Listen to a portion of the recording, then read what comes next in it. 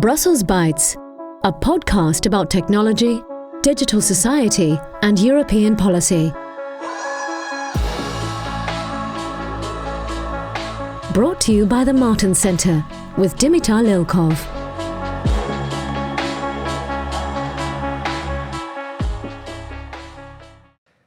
There is a danger that technologies are not a sign of human progress, but of decline, making us more advanced but also sicker, more self-destructive, more nihilistic. The question I will be trying to answer in this book is whether our technologies are the product not of innovation, but of asceticism, whether technologies are life-denying ideals that we can hold in the palms of our hands. Hi, it's me Dimitar, and welcome back to Brussels Bites. The ominous quote you just heard is from the author of a very interesting book, which we'll be discussing today. The book is called Nihilism and Technology. In this podcast, we've mostly talked about politics and policy, but today I've decided to approach technology from a different angle, philosophy. And today we're joined by an extremely interesting guest. Dr. Nolen Gertz is Assistant Professor of Applied Philosophy at the University of Twente and a Senior Researcher at the 4TU Center for Ethics and Technology. Nolen is the author of Nihilism and Technology, the book we'll talk about today, as well as the author of a standalone book which recently came out dedicated exclusively on nihilism, published by MIT Press. Nolen, it's great to have you on the podcast. Thanks for having me. Let's get right into it. Nolen, what is nihilism, and why did you decide to apply nihilism and Nietzsche to modern technology? Right. Well, the funny thing about nihilism is that it's a word that gets thrown around a lot without anyone ever bothering to define it. So taking for granted, we already know what it means and we don't have to worry about it, which itself is kind of a definition of nihilism. So what I became concerned about was this idea that technology was increasingly helping us with explicitly this problem of taking things for granted, of not paying attention to the world around us.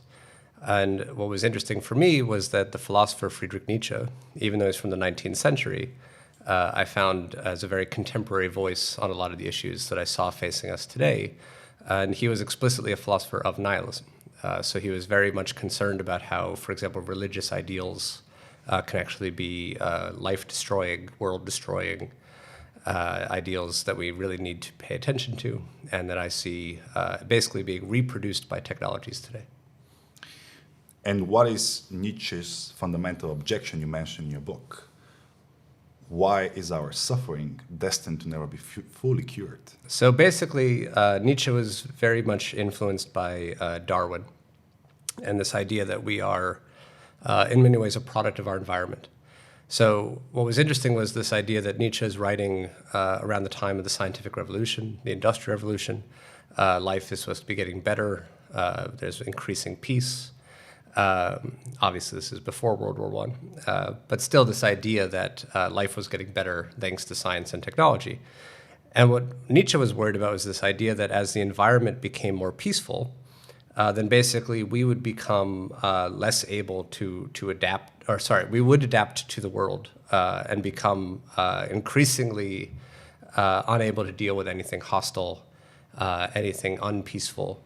And we would be forced to rely more and more on science and technology to replace what we had lost. So again, you have this idea that we really need to focus on ourselves and try to figure out how we can best adapt, not passively, but actively. And so this idea that we are suffering even though we are happy and peaceful, and that what he sees being produced by priests explicitly in Christian religion is a response to suffering that doesn't cure it, but actually just helps to sort of paper over it. And this is what he objects to. But this is written in the 19th century. Right. Why is this relevant in the 21st century when we have advanced as a human species, no? Well, that's sort of the irony, right? So that if he's worried about science and technology making life easier and easier, and thus making us weaker and weaker, then increasing progress means the problem is even worse. And what's interesting is that even though Nietzsche is writing middle of the 19th century, he said, I probably will not be understood for 100 years. So we're basically right on time. I came too early, right? Yeah. So he's the man of the future.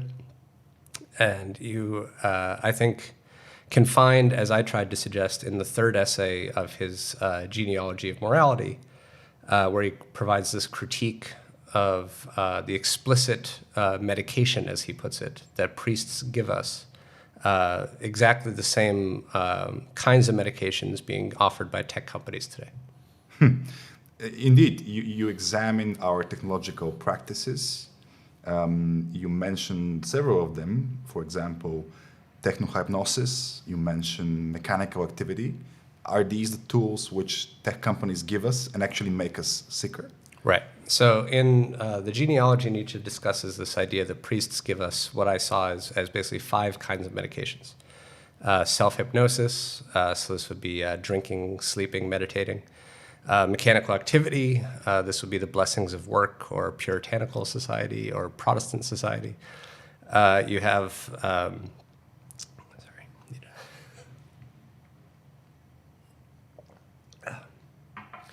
you have what he described as the helpfulness of charity, and this idea that trying to give to people is actually a way of masking our desire for power. Because if people are in need, that makes them needy, and if we're capable of helping them, that means that we're more powerful.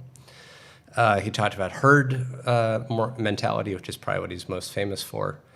And he talked about what he called the most dangerous one, these orgies of feelings, where he said that we occasionally explode. So in the Netherlands, you have Koningsdag, for example, where everyone, whether or not they care about the king, just goes out and parties as much as possible. King's Day, you mean? Yeah. Right. So I tried to say that tech companies give us basically something similar today, what I called tech hypnosis, Netflix and chill, data-driven activity, so do whatever your Fitbit tells you to do. We obviously have Kickstarter, GoFundMe, so digital philanthropy. We obviously have herd networking. Facebook and Twitter explicitly use the language of following people. And I called orgies of clicking, or again, what we call maybe cancel culture. So you look on Twitter to see who you can attack that day.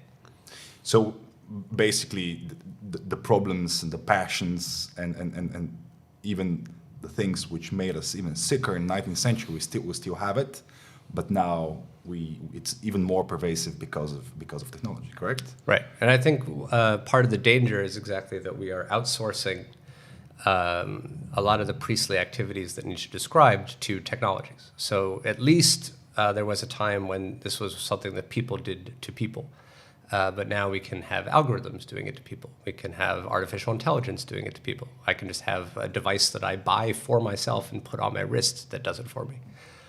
So I think it's what I find explicitly worrying is this idea that technology increasingly personalizes this, so that I can tailor the medication explicitly to me, and increasingly divorce myself not just from reality, but from other people around me. I really want to follow up on this because I fully agree with this, and we are seeing more and more this resulting individualization, this focus on the self, which leads, some would argue, that it leads to the atomization of society, even tearing down social fabric, because in our spare time we're trying to optimize ourselves, we're trying to think about ourselves, as if we foolishly attempt to become stronger individuals, but this makes society weaker. Do you agree? Yeah, and this was actually something Hannah Arendt, for example, talked about in The Human Condition, where she said that basically what she described as psychology, and this is in the 1950s, she called desert psychology. And she said that this idea that psychology is helping us to overcome our suffering means that rather than use suffering to realize that there's something wrong with the world, we think instead there's something wrong with ourselves. So we increasingly turn inward instead of outward, and politics is replaced by psychology. And this is what she calls turning the world into a desert. And the worst part for her is that then we increasingly learn to adapt to the desert rather than fighting it. Rather than changing the desert. Yeah. Right. So I think similarly with technologies, for example, Philips developing smart lighting to make you happier at work. And this idea that if if we have scientific evidence that these lights in my office should make me a better worker, should make me a happier worker, then if I'm not happy at work, it can't be the work itself. The office has provided me everything that should make me happy. The problem must be me. So increasingly, I'm forced to look at myself and say, well, if I'm unhappy, it must be me. So any grounds that there would have been for going on strike or even just complaining now is, again, turned back against myself. One of the many takeaways in your book is that technologies can themselves become sources of suffering, of the very suffering they were meant to overcome. Here I quote your book. Also another short quote. There is a risk that in the pursuit of improving technologies and their application, we forget to improve ourselves. But wait a minute, this would sound very gloomy for many people. Didn't we agree that social media, online applications, and better connection is empowering society, empowering individuals? Right. And here I rely on, for example, the French sociologist Jacques Ellul, who, again, in the 1950s, talked about this idea that technologies not only are basically immune to morality, but they actually give us a new morality. So, for example, if you go to the airport and you try to think of what's the best seat while I'm waiting for my plane, oftentimes it's the seat closest to an outlet so I can plug in all my devices. Mm-hmm. Which means it's not best for me, it's best for my devices. But I no longer see the difference. So again, this becomes more and more typical for how we think, that what's best for the devices is best for me. And so this gives us a new value system, where good and bad, good and evil is replaced by, for example, inefficient, efficient. So when we talk about this idea that, for example, as my colleagues at the University of Twente often say, I'm making a false distinction between humans and technologies. We are technological beings, so what's good for technology is good for us. I see this as similarly to those in the 50s talked about a sort of retroactive justification for what we've been doing to ourselves through technologies. This is extremely interesting, and it reminds me something I've been thinking about a lot, and it's also a discourse in writings and social media commentary on technology. Also, it's mentioned in your book that maybe we're becoming so dependent on technology that we cannot communicate as individuals, or we cannot pursue our goals without having a device as a mediator between us, right, without having a phone or a desktop, laptop, whatever. Can we link this with the observed social tendencies lately, especially the younger generation?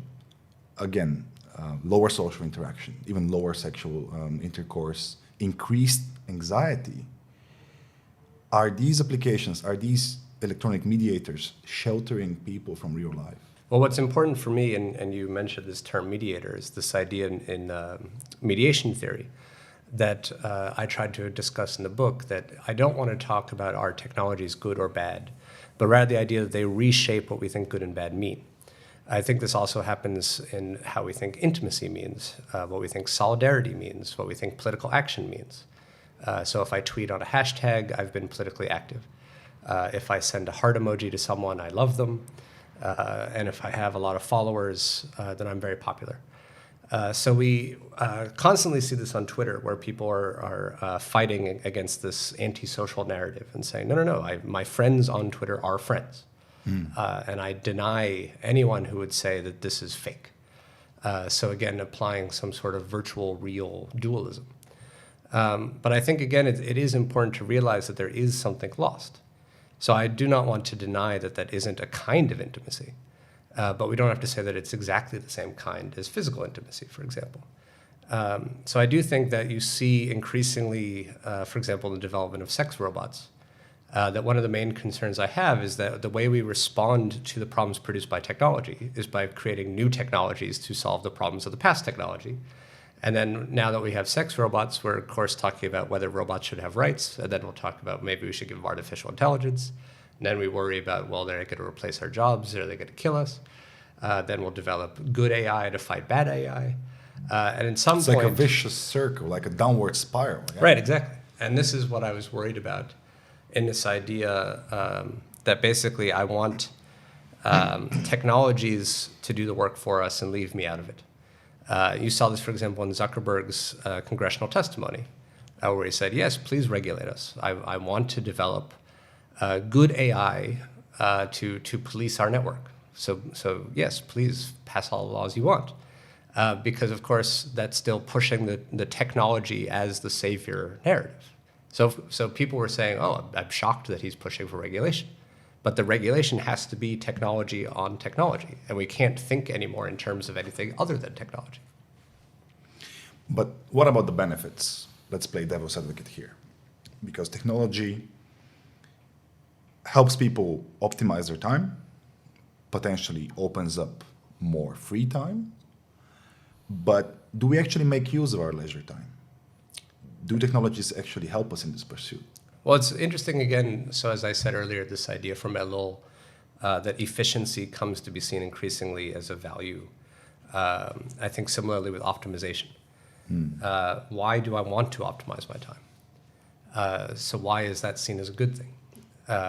Why do I want this idea of freedom produced by technology? So if I have a Roomba, then I don't have to do chores. And the Roomba advertisement, it doesn't actually talk about how great the vacuum is. It shows a family finally playing with each other, right? This idea that if the little robot hockey puck slave does all the work for you, then you can finally have the peace that you wanted. Which again, interestingly, is exactly what Aristotle talked about, that we find leisure as the ultimate goal of society. And of course, that's on the back of slavery. So this reopens the question of whether we're actually against slavery or we just keep pushing the boundaries of, well, who has to be the slave for us? So I think it's, again, important to think about not just am I getting benefits, but why do I think these are benefits and where did this idea come from in the first place? You mentioned optimization, you mentioned self-efficiency. This makes me think about the whole trade-off with convenience. That in the past, especially in the last couple of decades, we kind of agreed that we can sacrifice our personal privacy for security. Now, it's as if we're sacrificing our personal privacy in the sake of convenience. So how far will we go in this trade-off? And here I'm nudging the conversation towards one of my one of my favorite quote-unquote topics about, let's say, facial recognition surveillance, facial recognition software, about the surrender of personal data, the fact that we're targeted constantly by political ads, that we're being profiled in terms of behavior. We're also targeted by huge amounts of disinformation coming from everywhere. So should legislators, and let's make this conversation a bit more political in this case, and talk about policy maybe, given all these threats, given that we're engaged in all these trade-offs as individuals, isn't society suffering and shouldn't policymakers intervene? First of all, with regards to things like privacy and surveillance, I do think it's increasingly important that we tend to think, again, following people like Zuckerberg, that if you're against surveillance, it must mean you have something to hide. So this idea that we should be pushing an open society, we should have as much openness as possible, be an open book, put everything out there. Sorry to intervene. Does this come out from the whole, Protestant ethic? In the Netherlands, back in the days, we don't put curtains on our windows because we have nothing to hide. Right. Yeah, so I think it is sort of fascinating now living in the Netherlands, seeing that people really do put a lot of effort into what they put right in front of the curtain. So there is a sort of window display culture that I see in the Netherlands, which I did not see in the US. But again, this idea that, for example, if you put the giant Abraham or Sarah outside the house for the 50th birthday, it was very confusing to me, this idea of, so am I supposed to now come into your house to celebrate with you? Mm-hmm. Why are you telling me this? So at the same time, you get this idea that we are becoming more and more comfortable putting stuff online. Naked photos. Every day there's some new Twitter hashtag that gets you to reveal some identifying piece of information that might help to unlock your password. And again, there's this idea that why is there anything wrong with this? It's all good fun. Or again, you're getting benefits from it. And I do think it's important that we tend to think of privacy then not as an end in itself, not as an intrinsic good, but as a means to an end, as an instrumental good. And if it's a means to an end, then anything that gets me that end can be traded off for anything else that gets me for that end. So privacy can be traded for security. And again, like you said, it's a trade-off. So I don't have to think of privacy as anything intrinsically good. It's just one thing among many things that can make me happy. And if you have all these tech companies saying, no, privacy, that's terrible. You don't want privacy. Zuckerberg said a decade ago that privacy is dead or something. Right. And it's important to, again, think about, not about is technology violating privacy. I think it's important instead it's redefining it. So what we think of privacy today and what our grandparents thought of privacy would be so alien from each other that we couldn't talk about it. And this is part of the problem because we still use the same word without realizing the word has changed dramatically. And I think this exposes a lot of the generational rifts that are happening in politics today, where it looks like we're all talking about the same thing, but we're really not. This happens similarly with fairness, where we think we're all talking about the same kind of fairness, but we don't stop to define the word. So we all think, well, everyone must be on the side of fairness. But fairness can be defined in at least 5 different ways. And what kind of fairness are you talking about? Are you talking about equality? Are you talking about opportunity? Are you talking about effort? So I do think it's important always to think about not our technologies impacting our values positively or negatively, but are they redefining them, reshaping them in ways that we're not paying any attention to? What advice would you give to European policymakers or US policymakers, given all this? Well, what's funny is, again, going back to Zuckerberg's testimony, you saw as he went on this sort of speaking tour before Congress and the British Parliament, that the policymakers don't know what he's talking about. So almost always the first question had to be, explain Facebook to me. Explain advertising. Or when Google comes, explain your platform to us. And again, this is something that Jacques Ellul predicted in 1953. He said that we do not have democracy anymore. That's dead. We have technocracy. But he said technocracy is not what everyone thinks it is. It is not the rule of tech companies, because tech companies have no interest in politics. But they're the only ones who have power anymore in the political culture. But if they have no interest in politics, that means that technocracy is just a void, that there is nobody in power who understands technology. It's like a vacuum? Right. So there's no one with political power who can understand technology other than technicians, and they have no interest in governing. As we see time and time again, whenever Facebook or Google gets pulled into political discussions, and they just seem to make a decision and then hope nobody gets mad at them. But they're not really pushing a narrative. They're just saying, well, this drives advertising, and all content is good, so why should we care about fake videos of Nancy Pelosi, for example? It's just content. So I do think it's important to recognize that if tech companies get increasingly powerful, and then we try to regulate them, we're going to regulate them by asking tech companies to explain to us what they're doing, or in other words, ask tech companies to regulate tech companies. And obviously that's not going to work out well for us, because as we talk about often this black box culture, we all have no idea what's going on, and we just kind of have to trust them. And now they're developing increasingly these algorithms that are themselves black boxes. Actually, the technicians involved, they don't understand what's necessarily happening either. So increasingly... All this sounds like increasing chaos, randomness, and uncertainty, Nolen. Right. And I think this is why you have someone like, for example, Elizabeth Warren, who says that we need an anti-monopoly way of thinking, that we have to break tech companies down. Because if tech companies can only police each other, then we need more and more tech companies that are smaller and smaller, not giant tech companies that we are sort of at the mercy of. What would you say about the differences of the whole narrative and the whole discussion of technology when we compare Europe and the US? So I think what's interesting is there's a lot of discussion about privacy legislation like the GDPR. And what's interesting is this created basically a European internet separate from the American internet.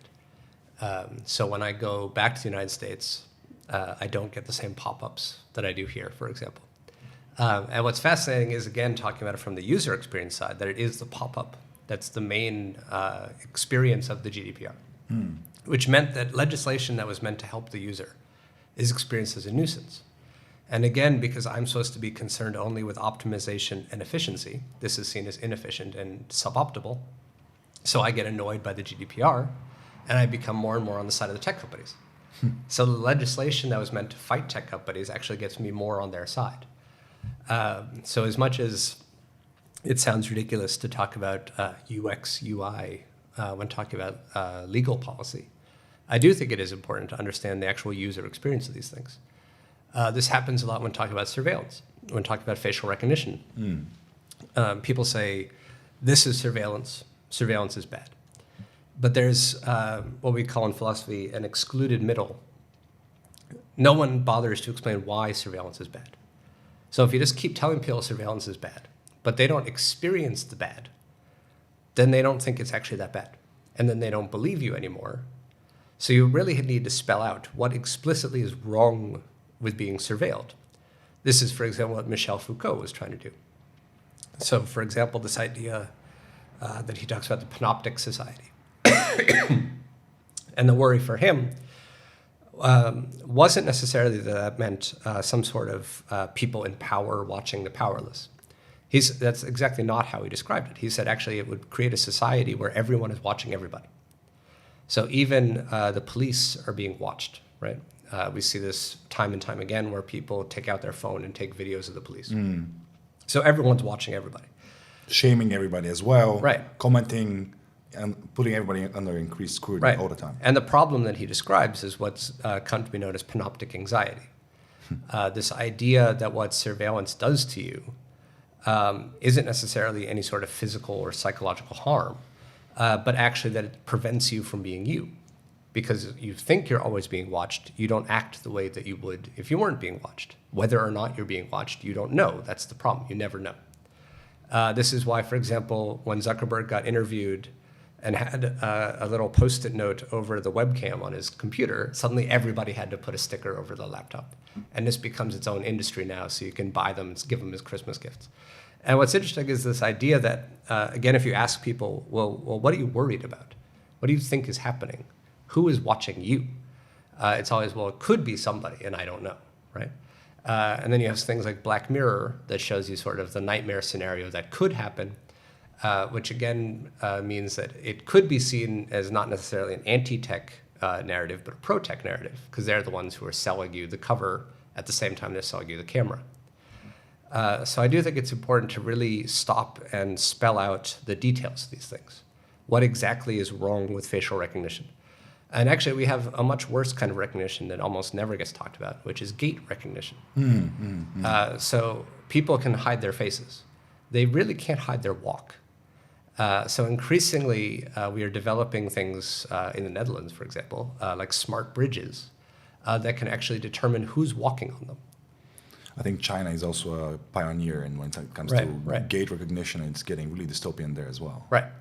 So people focus a lot on this narrative of certain makeup you can put on your face, which again will of course become its own industry. But it's really, really hard to hide your walk.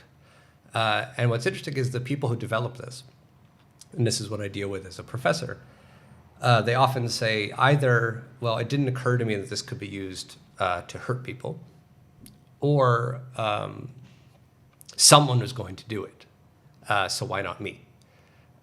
Similar with the guy who developed the deep fake technology to allow anyone to make fake porn videos of anyone they didn't like and release them on the internet.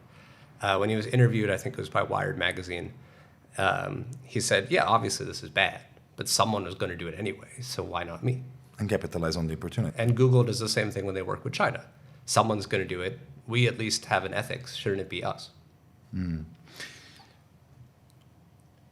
What would Nietzsche make of all of this if he were alive right now? Would he absolutely be certain that the sick got sicker? Oh, yeah. Yeah, that would be without question. I think Nietzsche would probably say, maybe maybe the part of the problem is that people are increasingly reading me. So Nietzsche is definitely seen and discussed a lot on the internet. But the problem is reading on the internet is a different experience than reading a book. And this is, again, the kind of mediation that we don't talk about. So we call reading on an e-reader and reading by hand reading. But really what we're doing increasingly is we're learning to scan, not to read. Yeah. And because you're reading on the same device that you read Facebook, you read Twitter, you read Tinder, all of this becomes sort of combined in your head. And increasingly you just sort of scroll through text, whether it's Facebook or a book. Was it the American Neil Portman who said that the medium is the message, actually? That was Marshall McLuhan. Okay. Right. So again, this idea that we really should pay attention to, going back to this idea of optimizing our time. I talk about in the book the idea of the problem of multitasking, that we think that we're good at it, we're not.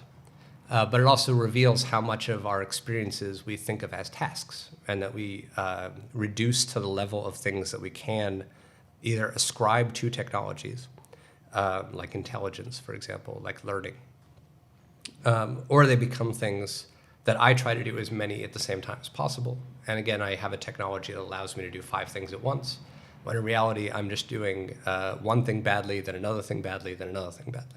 And we treat our social life as if it's the professional life. I mean, we put everything into little boxes. We try to be optimal even now in our spare time. So actually, technology skews our perception of even leisure time and free time and social life. Right, exactly. And I think this is the kind of thing that you see increasingly in pop culture, where you see TV shows showing a Tinder date, where they're both on Tinder while on the Tinder date. Which again is becoming very meta now. Right, but it's actually built into the app itself, because at the same time it says it's a match, it also offers you the opportunity to just keep scrolling anyway, revealing that again it's more of not necessarily about pleasure seeking in the way we think about pleasure of sex, but actually, as I try to describe in the book, that it might be the pleasure of getting to basically decide who lives and who dies, swipe left, swipe right. But I want to challenge on this, because many of my friends would say, fair enough, Tinder and the rest, maybe there is a problem, but it helps me really choose a proper partner based on interests. Technology imbues me, it helps me become maybe a better human being. And here, maybe it's a big topic, but you're a critic of transhumanism as a philosophy which argues that technology can improve the human condition. And I think I've got many friends, and especially the young generation, many people regard technology exactly as this, as something that can improve your lifestyle, can make you more successful professionally, and find you a partner. What's the problem? Well, again, on the one hand, it's important to think about how we measure success, and how, again, technologies can change how we think about what these values are. So that even if we are successful, we're successful in a technological world where success is often something that we don't get to define for ourselves, but is defined for us, and this is something that we try to live up to. In the same way that in the 80s you would watch romantic comedies and then think, well, that must be what romance is, so I should try to be like that. And I think on the other hand, it's important to realize, as I discuss in the book, that Tinder, I don't think, is actually necessarily about finding connections as much as it is about experiencing power.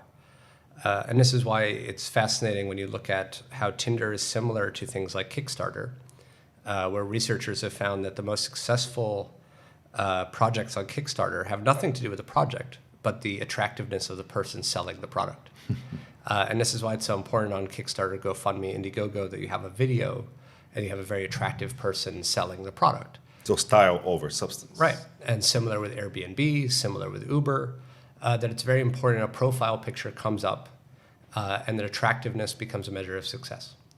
So I can certainly be more successful, but it's also important I be more attractive. And this is where transhumanism comes in, where we increasingly have technologies, whether it be Photoshop or augmentation, that allows me to enhance myself. And this is why I find it so worrying, this narrative of technological enhancement as the road to a better humanity. Unfortunately, we have to close, although we have many other things to talk about. Maybe a couple of words on your new book, which is titled exclusively Nihilism, published by MIT Press. Again, nihilism. Didn't you cover the topic in Nihilism and Technology, or? Well, the idea was because I talked about technology specifically, I wanted to talk about nihilism more broadly. So the book is developed as sort of a roadmap or a tour guide through the world of nihilism. So I talk about nihilism at home, nihilism at school, nihilism at work, nihilism at City Hall, and really try to describe nihilism not only through Nietzsche, but through philosophers from Socrates to Adorno, Marx, Paulo Freire, Hannah Arendt, Simone de Beauvoir, and really show that actually there's a lot of philosophers who've been very concerned about nihilism. There are very different definitions of nihilism, but they all provide us very interesting and important ways of diagnosing different ways that we basically deny or destroy ourselves. I really look forward to reading your new book. Nolen Gertz, reminding us that technology and technologies are neither good nor bad, but they're also not neutral. So hopefully you managed to pick your brains with this episode of Brussels Bites, talking about the book Nihilism and Technology. Nolen, thank you very much for this conversation. Thank you. Send us feedback, send us your ideas, and keep tuning in to Brussels Bites. That was today's episode of Brussels Bites.